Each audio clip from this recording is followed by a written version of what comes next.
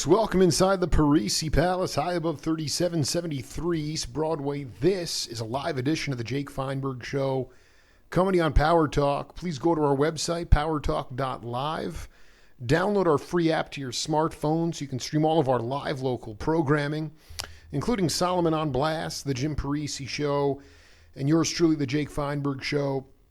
We can't thank you enough for making us part of your day today, and it's really been cathartic for me. I just randomly wound up seeing a band called The Grateful Shred last August in Vegas at the Hard Rock Cafe, and I just love the vibe so much that I just kept seeing them over and over again, and now I've seen them 12 times in less than a year, and it's a little bit insane, but my next guest is the drummer who's been their drummer for this entire 2019, and one thing that I've talked to him about after shows and things like that is just the idea of him making complex subdivision. He makes it look relatively effortless, and it's not. Therefore, and anybody that knows the definition of genius knows that it's making something complex makes it look very simple. And that what we just came in on was a double drums effort with him and Mark Levy from New Orleans Jazz Fest, and what a high honor. Austin Beede, welcome to the Jake Feinberg Show. Thank you. Great, thank you. Yeah, how you doing, man? Quite the introduction. I'm good. How are you? You're going to the Hall of Fame now. Yeah, no, it's cool. I wanted to ask you about that. Can you just talk about how you learned to subdivide rhythms? I mean, was it something that's just natural and you don't think about? I mean, how did it evolve for you? Well, I wouldn't say it's something that came completely naturally to me. It definitely took a lot of work. I was able to keep good time when I was young. Like before I even started playing drums, I could kind of tap along to songs and stuff. But I guess that is subdividing, just quarter notes, right? Exactly, yeah. But as time went on and I tried to learn how to subdivide varying rhythms, it became obvious to me. I'm trying to think. I started taking lessons and learning basic rhythms, all the rudiments and quarter notes, eighth notes, 16th notes, all that kind of stuff. That was my foundation. And my teacher was really, he really kept me on snare drum for a long time. Didn't let me move over to the drum set until he felt like I was really ready. That's very that's like straight out of the Joe Morello playbook. I've talked to cats who studied with him, and they would drive 5 hours one way for a lesson, and they'd never touch the. What did you think at the time? Was it like a little bit maddening for you, or did you? Oh yeah. And have you? It drove me in. He made me play. I would practice on Simmons pads with right. Those are like the electronic drums with. They weren't even connected to anything, so I was just hitting a tabletop basically. So it was really a test of my will to actually want to continue playing drums when I wasn't even really playing on a snare drum during the drum lessons. He was making me play on this plastic pad, and yeah, I kind of once as time went on, I kind of was able to see what he was working on with me, and by the time I actually did start playing the drum set, all that knowledge of the snare drum made moving to the drum set that much easier. Can you explain? Just for the layperson. I mean, can you explain why that's actually incredibly simple, but actually very fascinating? Right. So, I mean, I guess think of it as basically if you're going to learn how to say, what's the right analogy? It'd be like learning how to swim before you learn how to even like walk. If you try to play just the drum set. I did. You're right. Trying to play So he taught me really like, okay, I gotta master the snare drum at least to a point. It was nothing crazy, but paradiddles and all the rudiments and all the kind of basic rhythms. Get that down before I go onto the drum set, because once you move to the drum set, you're using all your limbs and using that much more of your brain. you're adding your feet in, and just the different instruments within the drum set, all the added sounds, and you have to cross the sticks over, cross your right hand over to play the hi-hat. All that stuff was pretty foreign to me at first. I wanted to play open-handed, and he made me play the other way, which is great because I'm right-handed. It all makes sense. Wow, that's heavy. I mean, so because the one thing I love about your playing, it's the thing that's maddening to me now is I guess a lot of cats are in a position where they start to swim before they know how to walk, and so as a result, you hear like pulsating double bass drums, and right. I don't. How did you? To me, like sometimes I just feel like I remember I texted Horn, and I'll bring up the text that he sent me back about you, but there's some kind of like how about feathering the bass drum? Is that something that you worked on? Because like when I interviewed Tootie Heath, like he's like, that's a lost art, is just I just don't hear an overemphasis on the bass drum with you, which is one reason I really love coming see your music, because it's not because it's dynamic. Right. Yeah. Well, thank you. Well, I guess as you grow older, you kind of, the more I listen to music too, the more I hear like, okay, I love this song. I love the drums on the song. No, say it's who knows what it is, some song, and I realize, okay, that bass drum is actually not that loud. He's not pounding that bass drum. He's not digging the beater into the head. I dig. Exactly. The same thing goes with the hi-hat. If guys play the hi-hat too loud, that can get really just obnoxious, especially to a sound engineer if you're in a recording session. Right. If you're playing that hi-hat too loud, there's no way to get that out of the mix, because it's just that frequency is so strong. But yeah, I mean, as far as feathering the bass drum, I wouldn't call what I'm doing with Grateful Shred feathering, but I'm not digging in. For me, feathering is like what I would be doing with like a jazz combo or even a big band. Sometimes you want to play just a little 4 on the floor, just barely. Exactly. Not even anything that people would even realize you're doing, but you're kind of supplementing the low end with an exploratory playing.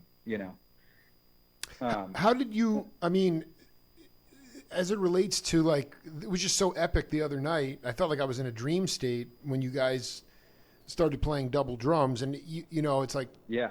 When I talked to like Jim Keltner, for instance, he really didn't ever he played double drums with Joe Cocker. Yeah, I don't think he always said he didn't like it. You're 100% right. He hated it. He didn't. Yeah. He didn't feel. He had his own reasons, but it goes both ways. Some people love it. I mean, when was the first time you played double drums, and do you enjoy that? I mean, you guys it was so great to watch you guys the other night. I mean, it was just fucking great. Well, the other night with Mark was really great, because we had never played together. He obviously knew the song, and he knows the feel. He was kind of right there with me, because I guess you could say he was playing the second drum chair in a way. Right, not really right. But I was definitely on the lead there, because I've been playing with that band for so long, and he's kind of following. But he was really good. His ear is amazing. We were both kind of locked in, and I think that's just something that when there's two drummers that have fairly good ears, when they get together, they can do that. Sometimes that doesn't happen. Sometimes it'll just be a little too messy, and that's really what you want to avoid, is when it gets to that popcorn stage, which just sounds just like a bunch of noise. It's just like a typewriting machine or shoes in a dryer or something. Yeah. And I guess the biggest challenge would be locking up bass drums, which me and Mark the other night weren't really intentionally. He may have been doing more work than me on listening to the bass drum parts, but just kind of locking in those and making sure that they are together, because when the bass drums are apart, you can really hear it. To me, at least, you hear that kind of flub, a little flam in the bass drum really comes through. But yeah, I can't remember the first time I ever did it. I played in drumline when I was in high school, so I played with a bunch of drummers all the time, and the whole the whole, the whole point of drumline is to play seamlessly together like you're a machine. And that's not quite the goal with the Grateful Dead stuff. But no, you have to just help me out here. Are you with the drum line? Is it similar to the African where everybody's playing a different part and it all fits together, or are you all playing the same part? Sort of. Yeah. I would say there's three parts. There's the snare part. There's the tenors or the quads or whatever you want to call them. That's what I played. That's like the four drums in front of you. They kind of sound like timbales. And then there's a bass drum line, which is like 5 different drums, and they play their own part that's split up, kind of like a bass guitar in a way. Like they'll play these kind of melodic lines. Wow. I guess you could say. Wow. But it's all, the snare drums play a certain rudiment. A lot of times the tenors will play almost the same or something very similar, only split up between the 4 drums. And then the bass drums will do that too, but then they'll also split all apart. It's pretty complex, especially the stuff that's like the higher level stuff is really amazing. And this was just we're talking about, this was just strictly percussion, right? I mean, it's not like marching band. No, yeah, it was marching band. Oh, it was marching, and it's still that complex. Yeah. Wow. Yeah. Wow. Yeah. Interesting. A lot of it was, yeah. Definitely a lot of rudiments, tons of rudiments, and tons of, you memorize like a 12-minute show, basically, 10 or 12 minutes, I can't remember. And you play it for 3 months, and that's all you play. So it's like yeah, it comes in. You just see it's in you. Yeah. Similar to memorizing like a Rush song, I would say. Just working on that over and over and over again until that's all you think about. It's definitely not the same as there's no improv at all with the drumline. It's all very just regimented. But it does teach you how to listen in towards the center of the line and hear, they always tell you to listen to the center snare because he's the one that knows the parts the best. He's the best player. So you look back, but without the regimented stuff, you still want to say fairly loose as long as it doesn't get too sloppy. Yeah, well, I mean, the other night with Mark, I mean, it felt like you guys were. It was not even like. Because Mickey would get off and start playing marimba, or Billy would play the djembe. You guys were like talking to each other. It was truly like a Gene Krupa, Max Roach. I mean, it wasn't like a drum battle, but it was like you guys were floating and talking to each other. It was really beautiful. Yeah. Yeah, and that's just you just keep your ears open. Like he would play some sort of a figure. We were playing a lot of triplet stuff, I think, if I remember right. Sure. Yeah. He'd play some sort of figure that was kind of based on accents around triplets, and then I'd kind of morph into that, and then we'd morph into other stuff. You kind of just keep your ears open and keep your mind open, and it could go, that if we wanted to, could have gone way further, but you never know where you're going to end up. Kind of want to get back to base a little bit. And it was just great to see Dan Horn just like playing like Phil Lesh, 1983 Space, just dropping bombs there. It was great, Yeah, but we have, we have, Dan knows how to drop bombs. We have a game on this program called Name That Voice. I don't expect you to know the voice, but I do want you to pay attention to the content, and we'll come back and break it down. Okay. All right. Well, I'd say later on, much later on, I was fascinated by the great reggae bands and artists out of Jamaica, obviously, and I did a session down in Houston, and they had a warehouse full of all the reggae records that had been recorded up to that point in time. And they were distributing them, and they went out of business. And they said, "Just take." I was asking about what is this, and they said, "Well, just take what you want because it's all going to go to, going to be given away." So I grabbed a huge armful and shipped it all home, and just studied and studied and I wanted to take the challenge because reggae music was the first thing that came along to me that was really, really different. It put the drummer in a totally different role, and I wanted to know how to do it. Can you talk? Well, you want to take a guess at who that is, or I have no idea. Either. Now, that was the legendary drummer Ron Tutt from my interview with him Oh yeah. from back in 2015. And here's my question for Austin Beede is that the question that I had for him was there ever a style of music? I mean, I do adhere to the Duke Ellington school that it's all music, but I asked him, is there a style of music that ever humbled you? And he said, and that was his story about reggae, was that just the role of the drummer was so incredibly different, obviously, that he really needed to shed on it. And I'm curious about, for you, was there a style of music that humbled you? Oh yeah. Well, reggae would be one of them, but even more so would be anything in the Latin realm, which is like I barely even touch it because I have too much respect for it. The clave stuff. Very hard. Yeah, all the clave stuff and not playing on one ever. Ever. It's one and. Yeah, I get it. Yeah, totally. Right. Yeah. I actually did a gig maybe a year or two ago with a bass player from Santa Barbara. Who he had moved to New York and he moved back and he called me and said, I have a gig, let's do it. But I thought it was just going to be like standard jazz stuff. And it ended up being he was morphing all these, I think they're called chacareras. Yeah. Yeah. Which is basically, it's in 6/8, but the accent is on let's see. I think it's on the 2 and the 5 or the 3 and the 5. Might be the 3 and the 5. But it sounds backwards to me, completely backwards. Oh man, dude! Did you have time to rehearse it out, or was it just cold on the fly? Yeah, we had one rehearsal where I barely pulled it together. Then for the gig, I pulled it together maybe another 5%, and I was never comfortable during the whole gig, but I pulled it off to an extent. But to me, if you're going to play that, you kind of have to either go live where they play all the time and just only listen to that, or you have to be born with it. Born where they play these different types of music. Yeah. And really play.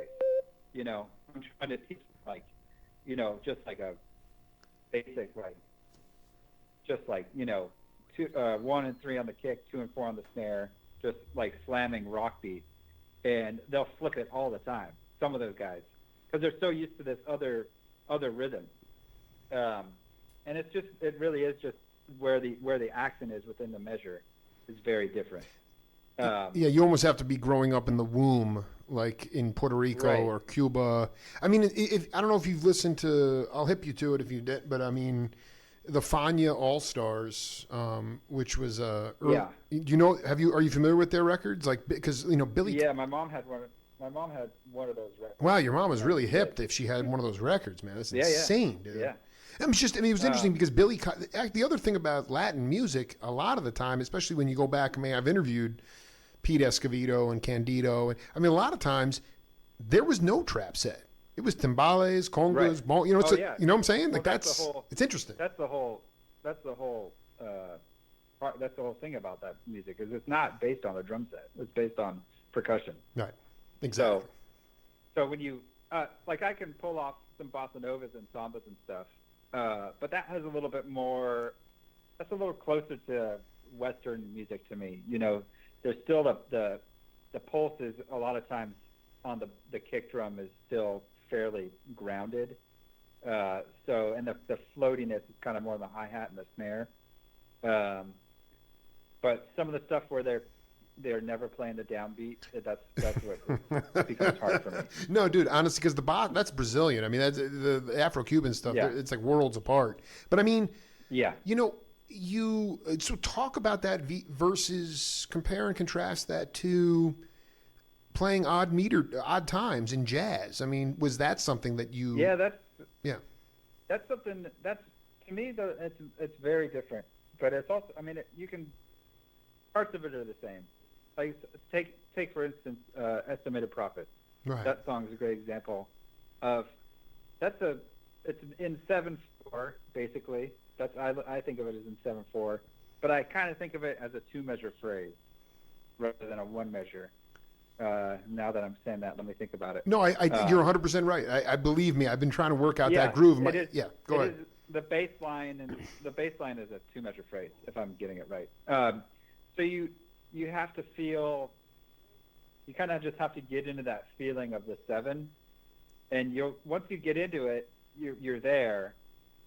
And if you do accidentally play a bar of 4, you kind of feel like you're gonna throw up because it just feels so weird because you just get so into that count, that 7 count.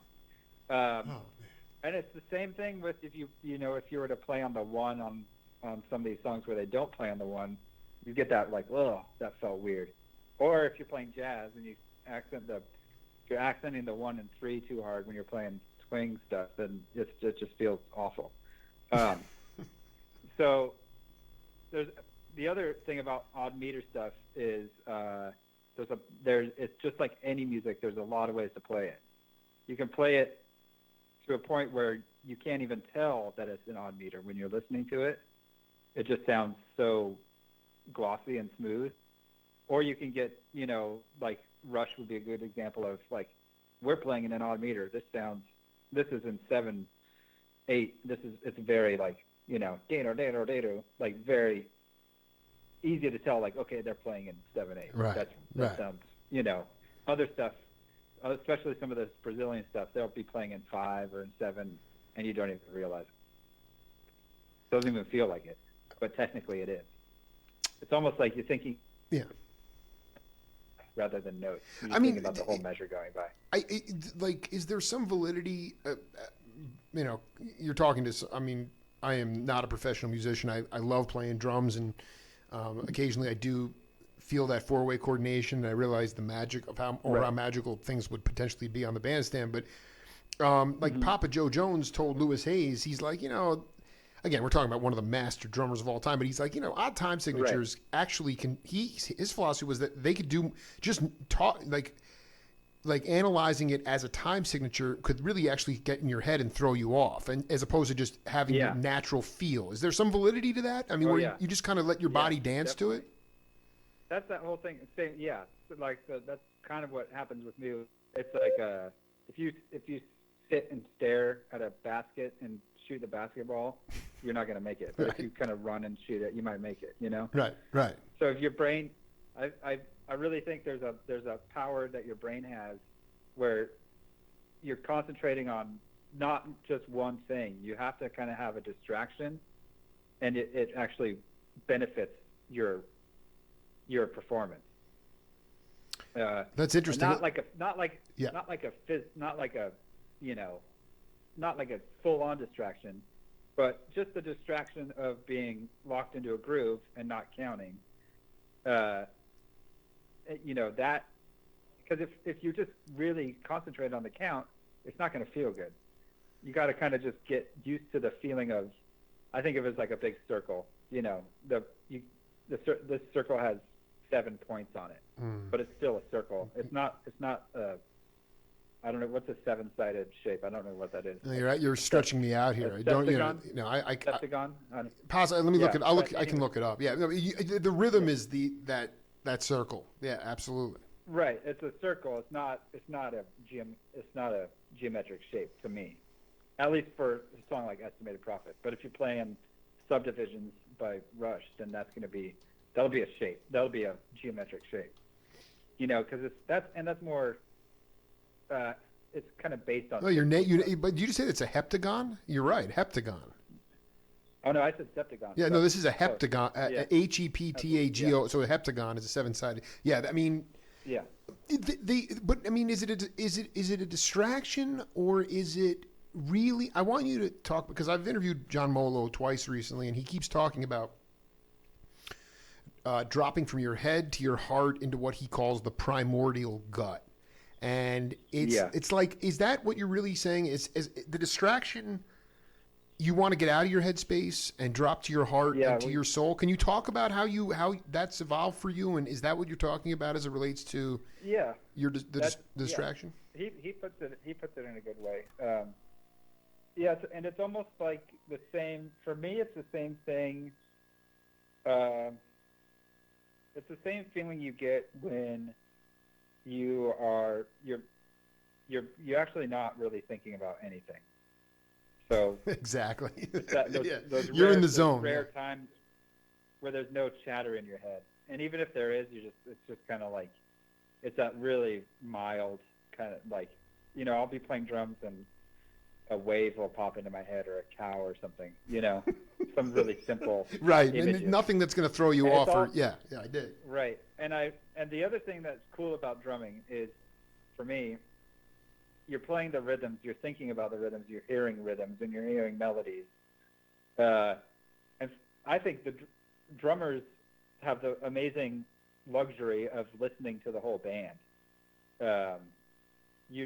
I don't have to play any chords, or I don't have to, play a riff or anything. I'm playing the beat. Sometimes the beat is a riff, but I'm basically keeping time and accenting areas that need to be accenting and being dynamic as possible as I can. And but what I get to do is listen to the vocals, and I get to listen to the guitar and the bass and whoever else is playing with me, and I get to react to it. And I think that's a beautiful thing that drummers get to do. Sometimes we do have to play an exact part, but a lot of times, at least for the musical endeavors that I choose to play in, I get to react a lot, which is great. And you get to choose how you react. But I'm going off on a tangent. But no, that's fine. That's what the Jake Feinberg Show's about. That feeling of, I guess, it's almost, it's a meditation. You get to this point where there's kind of energy is flowing through your body, and there's no resistance. So the ideas are coming out of your head, although it's not like you're not the same type of ideas as if you're writing a book, or even the way I'm talking to you right now. It's a different type of language that's coming down from my brain and going throughout my body, and my limbs perform the thoughts. And when you get really into it, and when the band is to what's around you. Do you?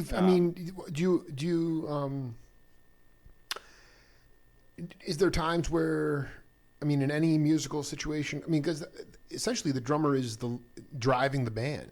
You're the one that's creating the feel, drummers and the bass player a lot. Absolutely. And yeah. Well, it's really everyone, because if I play a lot to the vocalist. I think about what the vocalist is doing, and the vocals have a huge part in the rhythm of a song because it's the main melody. Right.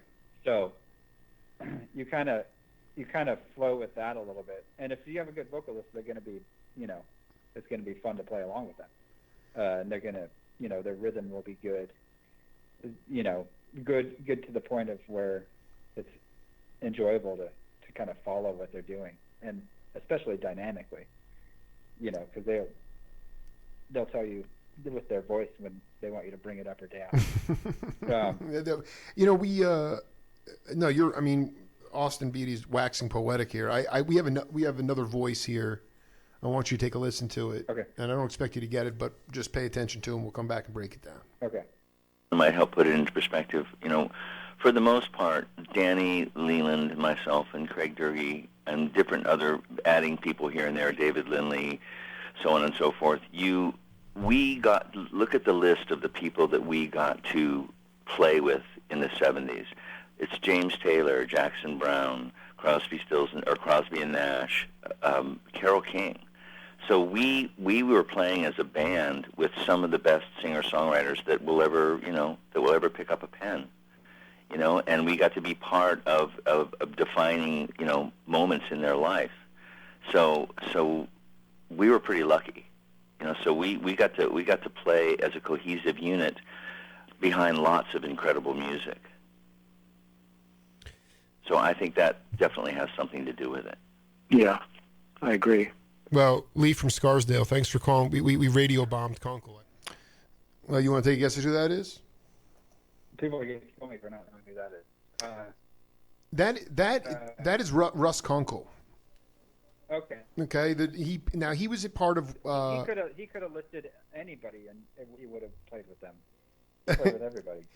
And what's interesting is that they had, back when there was a record industry, Danny Korchmar, Lee Sklar, Russ Kunkel, and Craig Durkee, not only were they all over everybody's albums, but they actually were able to cut albums of their own called The Section. They were The Section. All right, yeah. and those albums are awesome.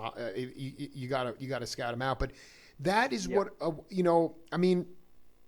I wanted you to talk about.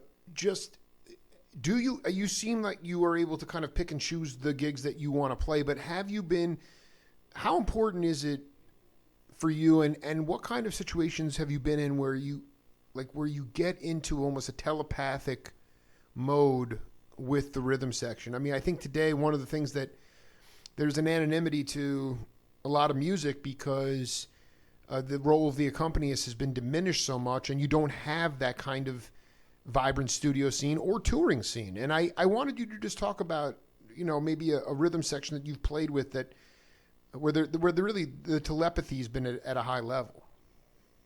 Yeah, that's a good question. There's a couple of guys around California that I always love playing with, especially certain bass players, drummers and bass players, they always holding hands. Let's see, as far as rhythm sections go, I'm trying to think of, there's a bass player in LA named Gabe Noel who is always comes to mind when I think about guys that are always listening and letting the song grow and turn into what it needs to turn into. He's very open to what the song is. And he's a very playful dude too, so it's easy with him. Let's see, some other guys. Actually, my uncle, who's a keyboard player, my uncle Norm. What's his name? Yeah. I might have to interview that cat, man. Yeah, he's very rare. We'll get together and just me and him on piano, and we'll just play off each other, and it'll go somewhere. And part of it's the family connection. We have our brains are the same. He's just an older version of me, basically. Right. Trying to think of some other people. There's around Santa Barbara where I live. There's a bass player named Santino who no one knows about. He's young, but he's really great at. It's all about the ear. He can listen, and I just lock in with him when I play with him, and it just becomes easy. And then the other people, sometimes things don't lock as well for whatever reason, and usually that reason is because they're trying to push some sort of agenda. Really? They're like, I guess you could. Sometimes it's like they have an idea of what they want to do, right? And sometimes it pushes too much, and it becomes unmusical. The musicality drops away because they're not keeping their mind open. They're not having a conversation. They're just doing what they had in their agenda, their musical agenda. Right. How have you dealt? Go ahead. I've part just like with straight up rock bands, where we're playing just rock, and there's even. And the song, like the set list will be the same. We'll play a month and we'll really touch the set list. It'll be the same thing the whole tour. And there's still little things that will get built into the songs. And sometimes with rock, it kind of takes like a whole tour to get to this point where all these little ideas that you never even talk about, they just come out. And then by the time you're done with the tour, these songs are just solid because there's the song there, but then there's also all the little nuances that you put into it with your bass player or your keyboard player, all these cues, and they happen naturally, and that's just one of the magical things about being able to listen, I guess you could say. like, how have you dealt with cats that tell you how to play? I'm not saying that you're going to stick around very long, but in those settings, but you know, Right. like, I mean, I just interviewed Lewis Hayes, and he was like, you know, Horace Silver and you know, Cannonball. They loved anything. I mean, they loved each other. They were just always together, and anything he played, they were cool with. But then he got with Oscar Peterson, and Oscar was much more.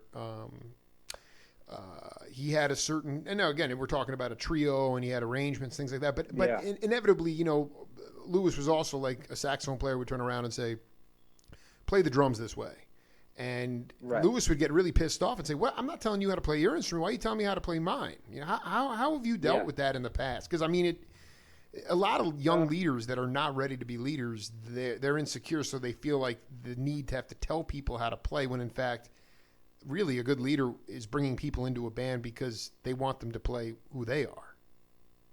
Yeah, want them to play who they are, and also a big part of that is knowing who to hire.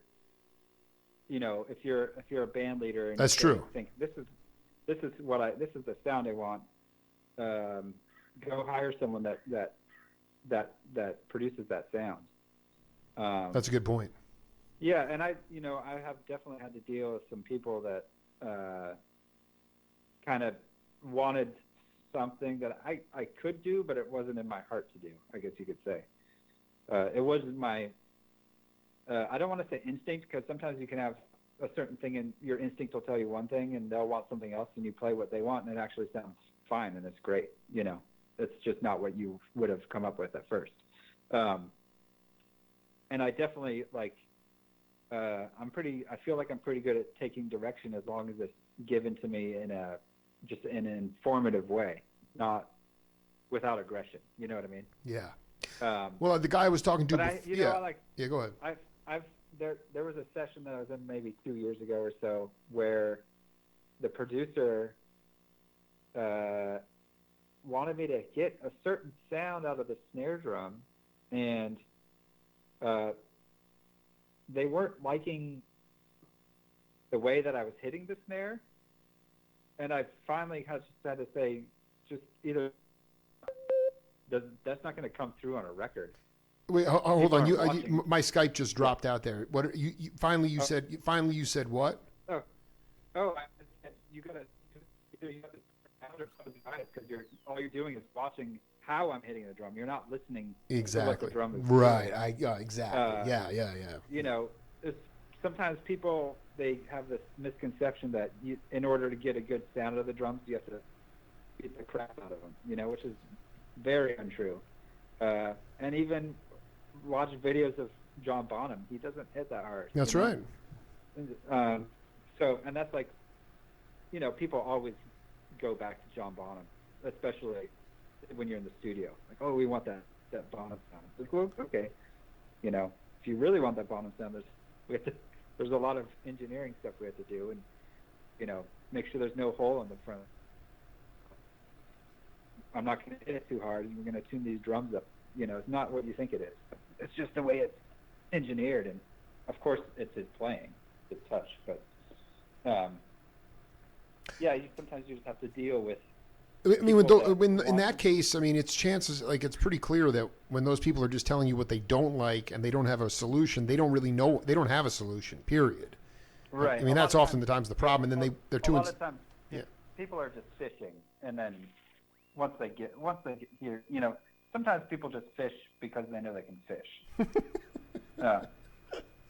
And it would be cool though. It'd be cool if they were secure enough to say, well, we don't.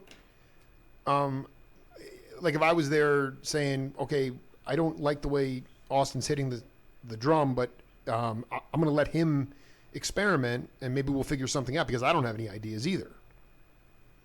Yeah, that's more. Yeah, and you know, a lot of times I'll be playing a song for the first time when I'm in the studio because I've never heard it, because it's just been created, or you know, I just haven't heard it, so I'm hearing it for the first time, and if I play through it, you know, a couple times, I'll really start to get it under my belt, and then it'll just kind of happen naturally.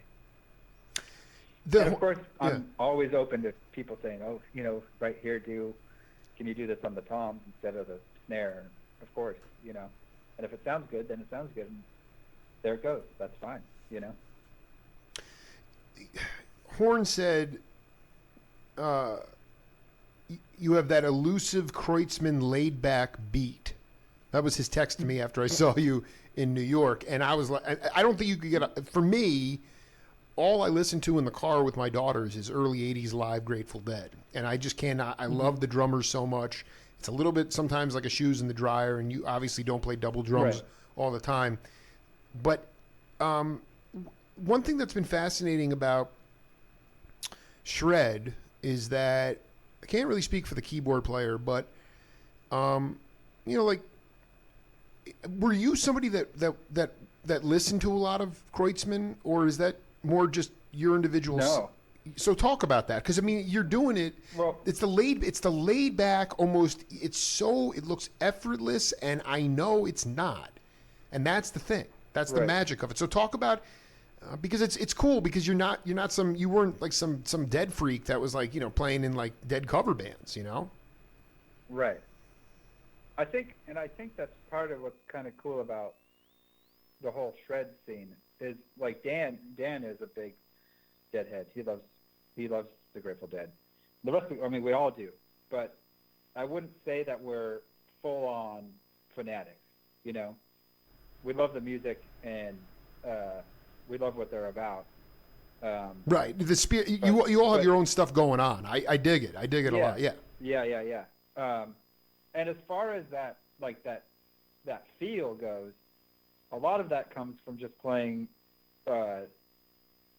thousands of blues gigs. Just like playing bar gigs, playing shuffles all night long. If you're going to play those with any sort of, what's the right word? If you're not going to lay them back, you're going to get tired really quick.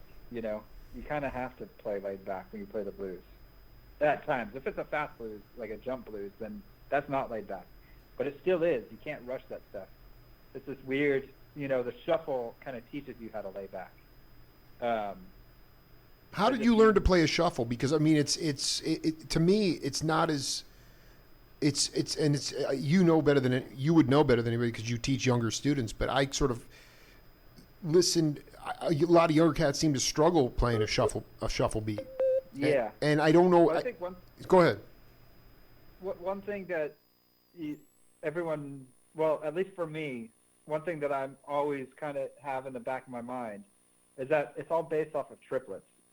And the full feel of shuffles is based on just a triplet feel. It's within the realm of the triplet. So there's that, but there's also that where you choose to put the accents. Some guys shuffle with the snare is kind of monotone, and the accents it's always accented. I like to put, let's see. The 2 and 4 are definitely accented, and then the other two beats, which is like the of 1 and the of 3. This is starting to get super drummy.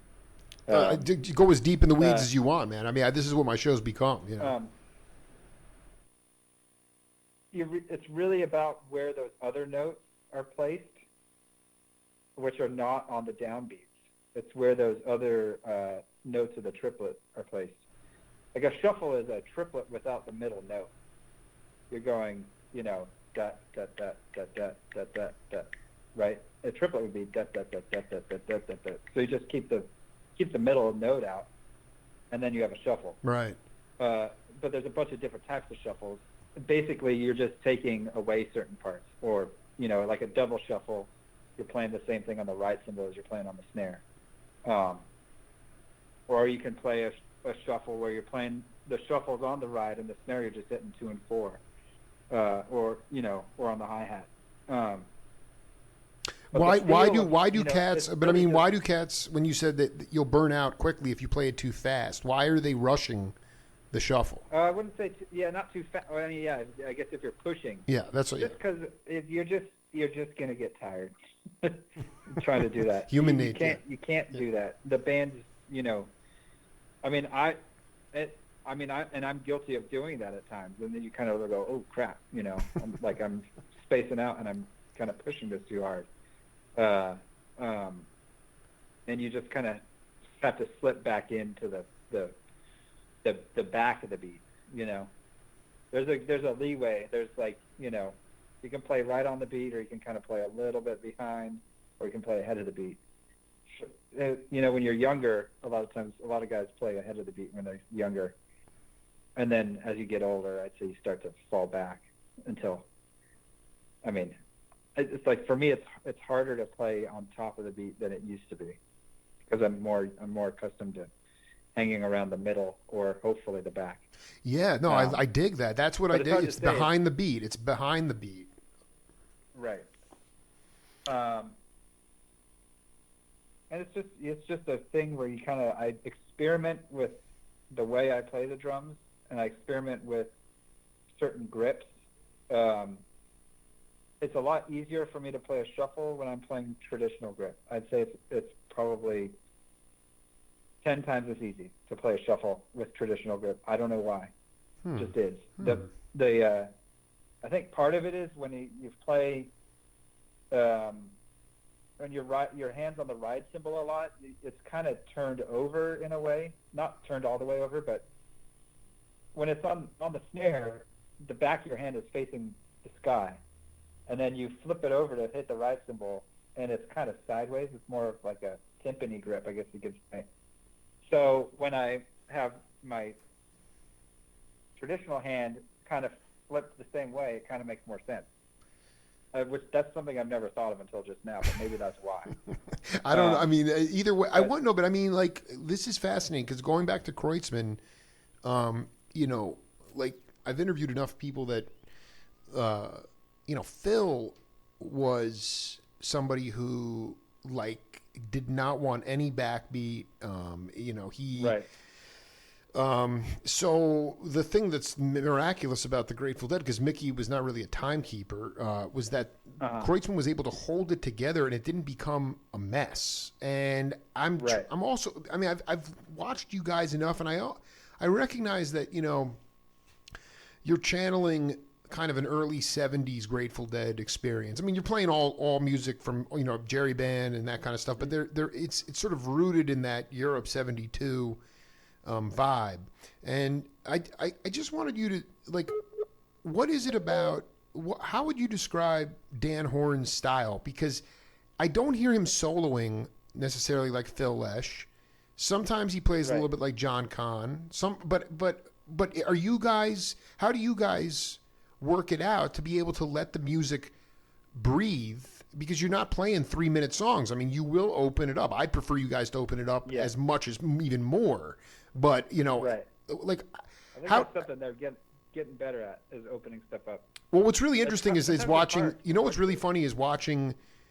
And I love McCutcheon more than anyone in the world. But I mean, it's just there's certain, you're stretching people out on the bandstand in the live. It's great because some people don't have as big a vocabulary as other people do.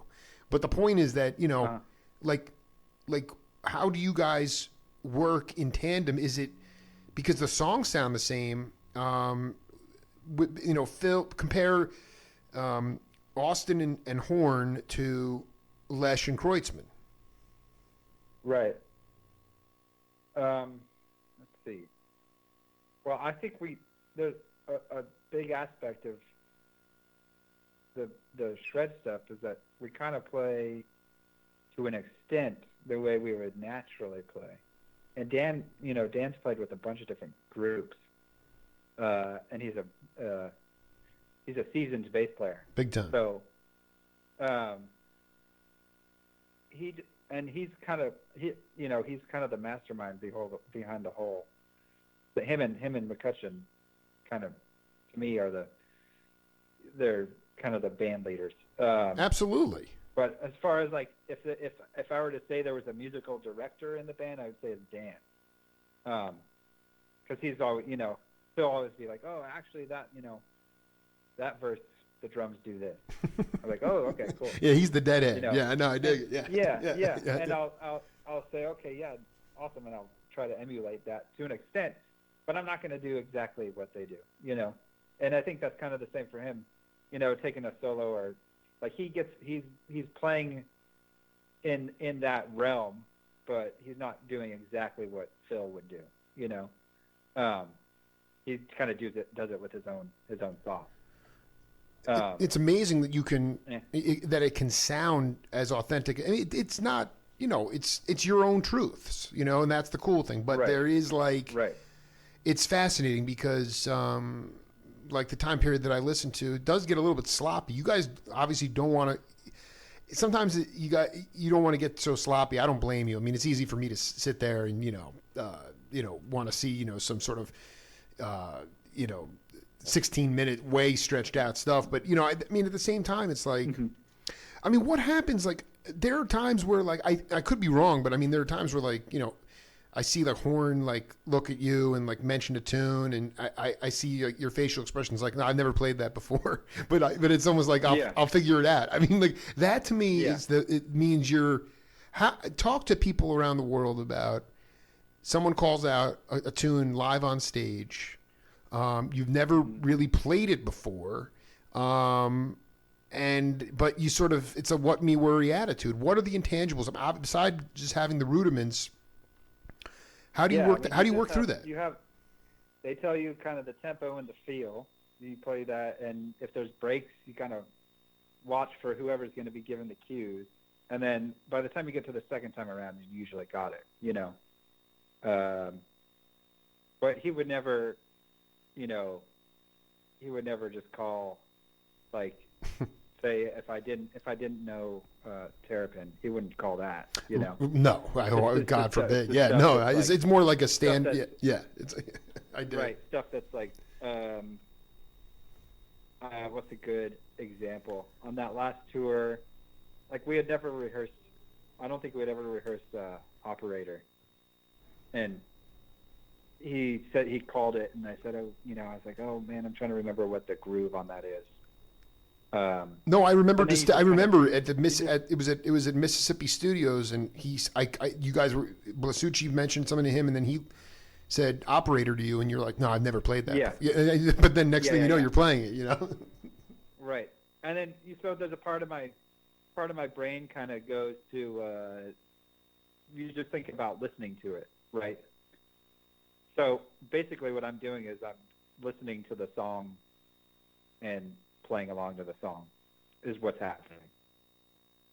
What the groove is on that. So I just kind of emulate that, and then once we start to get going, it's there, you know. And then I mean part of it's also just that song plays itself more than some of the other Dead songs. How did you? I mean, I've seen the band with just you and the other cat that was in the band, Josh Adams. But how did you? Yeah. When was the first time you played with? How did you connect with Horn originally? I mean, I don't think he just looked you up in a phone book or something. Like obviously you guys had a little camaraderie going on. Yeah, I loved him before I knew him. He played with Jonathan Wilson, and my friend Omar Velasco was playing guitar in that band. Yeah. And I recorded an album with Omar, played a bunch of shows with him down in L.A. And actually, Austin McCutcheon, he was my first kind of contact with that whole project. I love it. How did that? He reached out to you? That's awesome. Yeah, because he needed a drummer for. I can't remember how many years ago it was. It feels like it was 3 years ago. Uh-huh. He needed a drummer for like a Grateful Dead set of Grateful Dead music that he was going to sing, and it was me, Austin, Dan, and Sam, and I can't remember the keyboard player's name, but he's a LA keyboard player that I played with that once. And I think that's all that was. And then I didn't meet Clay until later when he joined the band when Richard Gowan was playing with them, I think. And it's a rotating cast of drummers. because there might be dates that the whole reason I'm doing all the stuff this year is because Josh got another gig that he took. Yeah, he's taking the the Nora Jones gig. This is your gig now, man. Come on, man. This is like it's right. Either way, I'm like, but it's pretty open. It is loose, no doubt about it. I mean, yeah. It's actually amazing the keyboard and the drum chair they rotate. So well, I'm hoping to get up at some point and play a conga drum on stage. They got no congas yet. Yeah, I'm sure. That's fine. Let me ask you though, because I got to go get my kids, but we got to do part two. I'm curious about gigs that you have coming up this summer outside of the shred. I mean, is there? I just would love to come see in another context, or if you got other things going on. Let's see. I play with a lot of things locally in California. There's a guy named Todd Hannigan who has a band called Sleeping Chief. That's me and Todd and Aaron Embry, who plays keyboard. Oh yeah, dude. Wait, are you in Santa? Where are you? Are you in L.A. or where are you at? I live actually in a place called Santa Ynez, which is over the mountain from Santa Barbara. Wow. So I'm even further from L.A. Wow, you're way out of L.A. Wow. Okay, do me a favor. Do me a favor. Like text me or private message me because I got some free time this summer. I would love to come and support you and blow out some other, And I'm thinking I'll come to the Electric Forest in Michigan if I can swing that for the shred. But let me ask you a question. Is there? I don't want to be I just want to know that the shred will continue on because. Let's face it. I mean, Mapache is about to go on tour in the fall. The shred will continue. There's no end to the shred at this point, right? I don't think so. I mean, I think it'll just, there'll be little hiatuses here, and then it's just going to come in spurts, unless the Mapache thing completely blows up and they go Coldplay style. Well, but then you just have to find a couple of couple guitar players. But at the end of the day, the point is, you guys leave every tour. And you feel good. It feels good, and it's great. Yeah, I mean, at least for me, it does. I think I speak for the rest of the guys. We all get along pretty well. There's never been at least since I've been in the band, there's never been any sort of It's that's the other cool thing about we're playing another band's songs. So there's the ego is gone, There's no ego of like, oh, this is my song. That's right. I didn't think about that actually. It's not like somebody saying this is my tune, this is the way it's going to go, and I want you to play it like this. It's just or the whole like we need to play this song every night. There's no no, man. You guys which is really great. It's completely refreshing to be in a band where it truly is different every night. Oh, I can attest to that too. I mean, I think I've seen you guys about 10 times in 2019, and it's always been just epically. Thank you so much for healing me, man. And and we'll this is just part one, so we'll keep it going. And thanks for taking the time, man. Of course. Yeah. Much love, dude. All right. I'll see you soon. Thank you. Later. Okay, thank you. Yeah, man. Peace. Bye. Wow, epic day here on the Jake Feinberg Show. We had Chris Jacobs in hour 1 and then Austin Beede in hour 2. That's it for now. We'll be back later this week. Until then, this is the Jake Feinberg Show. Peace.